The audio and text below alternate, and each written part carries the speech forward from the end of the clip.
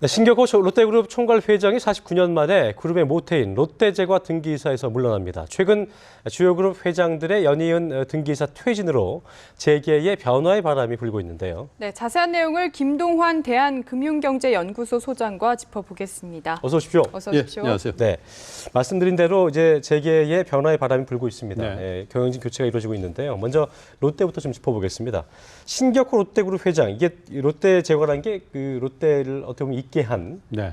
모태라고 할 수 있는데 등기이사에서 이제 물러나게 됐습니다. 이제 문제는 이제 그 스스로의 자의에 의한 게 아니고 회사의 그렇죠. 방침이라고 하는데 이 부분 좀 설명해 주시죠. 이 롯데그룹이 이제 원래 일본에서 거치잖아요. 근데 그렇습니다. 한국에 이제 진출하게 된 게 박정희 정부가 들어오면서 워낙 자본이 열악하다 보니까 제1교포 자본을 끌어들이게 되거든요. 65년도에 한일 국교 정상화됩니다. 그래서 67년도에 이제 롯데제과가 설립이 되면서 롯데그룹의 이제 고국 진출이 이제 됐는데 예.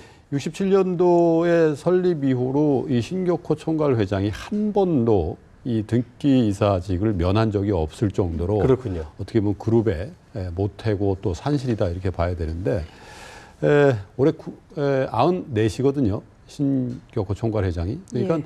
지금 내일 당장 이 성인 후견인 제도라고 지금 이 정상적인 경영할 수 있는 상태가 아니라고 이제 법원에서 판정해 주십시오 하는 절차를 내일 2차 심리를 할 정도니까. 그렇군요. 그리고 한 가지는 이제 지난 주말에 일본 롯데홀딩스죠. 한국 예. 롯데 호텔을 지배하고 있는 거기서 이제 장남인 신동주 전 부회장이 일종의 경영권 내가 다시 찾겠다 하던 시도가 이제 물거품이 됐잖아요. 그렇죠. 그래서 신동주 부회장 편에 서 있는 신격호 총괄 회장이 아마도 자의반 타의반 그룹의 경영 일선에서 완전히 이제 물러나는 한 계기가 될 거다. 이런 게 이제 재계 소식통의 얘기들입니다. 네. 그렇군요. 사실 신격호 총괄 회장은 이미 2011년에 회장직에서는 물러났었거든요. 그런데 그동안은 경영에 어느 정도 관여를 했다. 이렇게 봐야 되는 건가요? 그렇습니다. 작년에 뭐 우리가 뭐 왕자의 난이라는 표현을 뭐 써서 되었는지 모르겠습니다만은 작년에 이 그 형과 동생 간의 이 그 삼부자 간의 이 경영권 그렇죠. 다툼이 있기 전까지만 하더라도 왜 우리가 손가락 경영이라는 얘기를 했잖아요. 신격호 회장의 지시는 그냥 경영 지시입니다. 그렇게 해야 되는 건데 이 처남인 이 롯데그룹의 신동빈 회장이 전격적으로 아버지의 의사와 관계없이 일본 롯데홀딩스의 등기임원에서 이제 제외시키면서 이제 본격적인 경영권 분쟁이 있었는데 지금은 그때의 위상하고는 많이 달라졌죠. 그래서 어쨌든 그 롯데제과, 한국 롯데 산실이라고 하는 롯데제과 등기임원에서 물러나게 된다면 아마 지금 그 등기임원을 하고 있는 호텔 롯데라든지 롯데알미늄 뭐 이런 남아있는 계열사에서도 등기임원직을 면하지 않겠냐. 타의에 의해서. 그렇게 되면 신동빈 회장 체제가 더욱 굳어지고 실질적으로 한일 간의 원 롯데라고 얘기를 합니다마는 한일 롯데를 다 신동빈 회장 체제로 가는데 박차가 가해지지 않겠나 그런 생각이 듭니다. 일단 뭐 내일 심리 나와봐야겠지만 말씀하신 대로 신동빈의 원탑 체제, 원 롯데가 가능하다고 봐야 될까요? 지금은 그쪽으로 네. 방향을 틀고 있죠. 한국 롯데를 전체적으로 지배하는 게 어디냐? 이건 롯데 홀딩스입니다. 일본. 예. 근데 사실은 그 광윤사라고요. 비상장 회사가 한 3분의 1 가지고 있고 네네. 또 관계사가 한 3분의 1 갖고 있고 또 종업원 그 지주 조합에서 또 3분의 1 갖고 있는데 사실 이 광윤사라는 비상장 회사를 지배하고 있는 건 신동주 부회장입니다. 그러면 남아있는 두 군데 중에 한 군데만 신동주 부회장이 차지하면 신동주 부회장이 한일 롯데를 다 지배할 수 있는 상황인데도 예. 이 종업원 지주회라든지 관계사가 다 지분도 별로 없는 신동빈 회장 쪽에 섰거든요. 그러니까 지난해 8월에 이어서 이게 두 번째란 말입니다. 물론 이제 정기주총이 올 6월에 또 있습니다만은 이제 한 3달 남았기 때문에 이런 판세가 급격하게 극적으로 역전되지 않는 이상 신동빈 체제가 정착되어질 것이다라고 생각해야 될 것 다시 같습니다. 말해서 이제 그 밖에 있는 사람들이 이제 뭐 어떤 경영권의 싸움으로 보고 있지만 내부에 있는 직원들은 대부분 신동빈 회장을 실질적인 회장으로 보고 있다. 이렇게 좀 그렇습니다. 이게 왜 의미가 그러냐면요. 아니겠네요. 예. 이 신동주 부회장이 사실 우리 돈으로 25억 원어치씩 내가 주식도 주고 네네. 사제 1조 원 출연해서 복지기금도 만들어 주겠다라는 굉장히 따끈따끈한 조건을 제시했는데도 거기에 그 안 들어갔어요. 그 뭐냐면 이 주식을요 매각을 못하게 돼 있어요. 배당만 받게 돼 있지. 그렇군요. 그러니까 매각도 못할 주식 내가 받아봐야. 근데 이제 한일 간의 롯데가 어떻게 되냐면 신동주 부회장은 일본 롯데를 경영해 왔고 네. 신동빈 회장은 한국 롯데를 경영해 왔는데 처음에 출발할 땐 비슷했거든요. 근데 지금 격차가 10배 이상 난단 말이죠. 예. 그러니까 이 차남이 신동빈 회장의 편에 서야 앞으로도 일본 롯데도 좀 클 거다. 이런 기대를 일본에 있는 종업원들도 하는 것 같아요. 예. 네.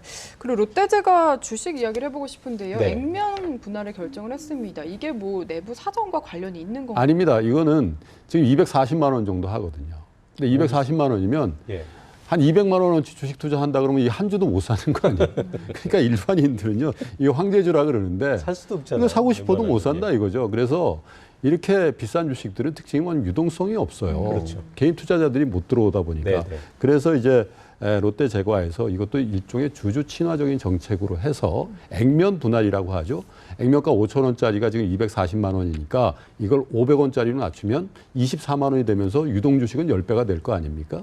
그러면 이제 두 분도 이제 롯데 제과 주식 좀 살 수 있는 사볼까? 거고. 예. 그래서 이건 뭐 내부 사정이라기보다는 주총에서 의결 사항이기 때문에 주주 친화적인 정책을 좀 해보자 이런 차원에서 또 주식의 어떤 유동성 강화 차원에서 하는 일이다 이렇게 보시면 되겠습니다. 네.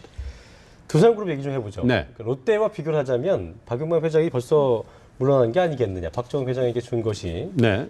빠른 것이 아니냐 이런 얘기도 나오고 있더라고요. 이 부분 지금 굳이 박용만 회장이 뭐 말은 이제 승계할 때 됐다고 얘기를 했지만 네. 지금 승계하게 된 배경이나 이유를 좀 짚어본다면 어떻게 있을까요? 이렇게 보셔야 되겠습니다. 뭐 저는 두 가지를 보는데 두산그룹의 후계 승계의 아주 독특한 시스템 때문에 그래요. 두산그룹이 이제 박정원 회장이 이제 취임을 하면서 4세 경영 체제가 됐는데요.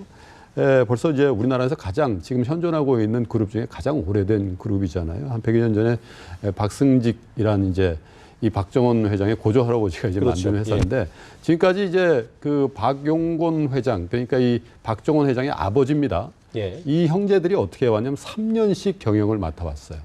형제들끼리. 그래서 박용만 전 회장이 막내 아들이거든요. 막내 삼촌이에요. 그래서 3년을 했어야 되는데 그룹 경영이 좀 어려웠잖아요. 두산중공업이나 두산임. 그래서 한 1년 정도 더 한 다음에 그렇죠. 예. 이제 내 할 일을 다 했으니까 장조카인 정원이 네가 맡아라. 그래서 이제 그 박용곤 큰 형의 큰 아들인 이 박정원 회장한테 자연스럽게 물려준 겁니다. 사실 그리고 또 하나는 이제 그 박용만 회장이 지금 현재 경청 회장을 맡고 있거든요. 그러니까 안팎으로 너무 바쁜 거예요. 근데 그룹이 지금 좀 어렵거든요. 그렇습니다. 그러니까 이제 전력하는 입장에서도 나는 경청 회장 할 테니까 너는 이제 이걸 해라 이렇게 된 것 같습니다. 네, 롯데그룹과 비교하면 굉장히 다른 모습이네요. 네. 네, 그렇다면 박정원 회장이 어떤 인물인지도 궁금하거든요. 말씀드린 것처럼 그 박용곤 회장이죠. 그러니까 그 용자 돌림 그 형제들 중에 그 서열이 가장 높은 맏형인데 그게 네. 그 집안의 이제 첫째 아들인데 두산그룹에서 이제 과장으로 입사를 해서 한 30여 년 가까이 근무를 했어요. 그리고 지금 두산 지주 부문 사장을 맡아왔었죠. 회장으로 네네. 취임 전까지. 그리고 그룹에서 평은 굉장히 혁신적이다라는 평을 많이 듣는데 대표적인 걸 두 개를 꼽습니다. 신사업 진출에 관해서요.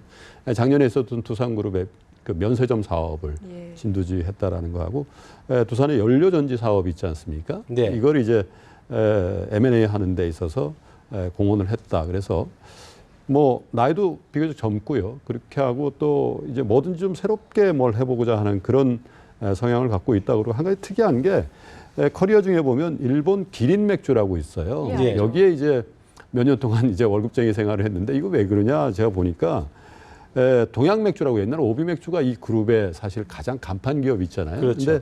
근데 할아버지 때에서 이 기린 소화 맥주를 일본이 철수할 때 인수한 게 동양 맥주의 전신이 됐거든요. 그래서 사실 인연이 있는 회사죠. 여기 가서 이제 두산그룹은 CEO 하기 전에 항상 키울 때는 남의 밥을 좀 먹어라. 이런 문화가 있대요. 그래서 여기서도 좀 근무를 하고 해서 안팎으로 굉장히 좀 다양한 경험을 쌓은 분이다. 이렇게 평가가 나옵니다. 자, 이게 이재현 CJ그룹 회장 얘기 좀 해보죠. 상당히 지금 건강 상태도 안 좋아진 상태인데 결과적으로 이제 모든 계열사 등기 이사직에서 완전히 물러나게 됐습니다. 특히 그 가운데서는 이제 CJ 주식회사하고 CJ 제일제당 등기이사를 사퇴한 건데 이게 마지막 남은 거 있잖아요. 네. 그러니까 여기서 나왔던 사퇴했다는 건 상당히 큰 상징성 갖는 걸로 볼 그렇습니다. 수 있거든요. 어떤 의미라고 좀 봐야 될까요? 자, 지금 어쨌든 뭐 그 병원에서 치료를 받고 있지만 영화의 몸이잖아요. 그리고 사실 작년에 굉장히 어려움이 있었던 게 작년에 사면복권에 대한 희망을 가지고 있었는데 예, 그게 예. 실패했죠. 그리고 그렇습니다. 어머니입니다. 이 손봉남 고문이 또 그 굉장히 건강이 안 좋아서 안 좋은 일을 좀 당하셨고 해서 굉장히 또 그 큰아버지인 이맹희 회장도 돌아가시고 또 이건희 회장은 지금 굉장히 또 건강이 안 좋은 상태에서 네, 네. 정신적으로도 굉장히 힘든 상황인 것 같아요. 근데 CJ 그룹의 CJ 주식회사하고 CJ 제일제당이 가장 중요한 하나는 지주회사격이고 하나는 가장 핵심적인 계열사잖아요. 예, 예. 여기 등기 임원을 등기이사를 사퇴했다라는 건 아마도 나는 영화에 모여서 재판에 좀 충실할 테니까 전문 경영인들이 좀 책임감 있게 좀 해주십시오 하는 의지가 강했던 것 같아요. 사실은 옥중 경영이라는 게요. 그게 사실 대표이사한테 가서 또 등기 임원님이 이사회 할 때마다 그 구치소나 그 병원 같은 데 가서 사인 받아야 되잖아요. 사실 그게 부자연스럽습니다. 그리고 사실 어떻게 보면 민사라든지 이런 걸로 들어가 있는 게 아니라 회사 돈의 횡령 배임 이런 걸로 영화의 몸이 상태이기 때문에 어떻게 보면 감옥에 있는 동안에 또 영화의 몸이 상태에서는 등기이사를 제 생각에는 면하고 이 몸이 좀 자유롭게 됐을 때 경영복귀를 하는 게 맞는 거 아닌가 그런 생각도 좀 듭니다. 네. 네.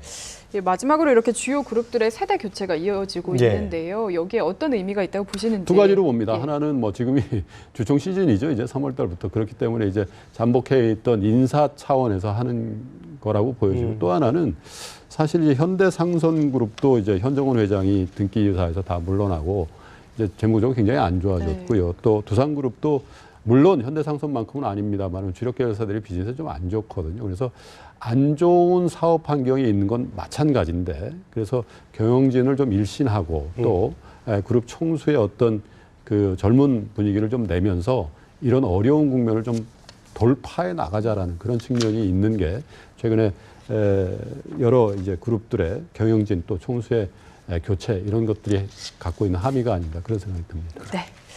네, 말씀 감사합니다. 지금까지 김동완 대한금융경제연구소 소장과 함께했습니다. 고맙습니다. 감사합니다. 네, 감사합니다.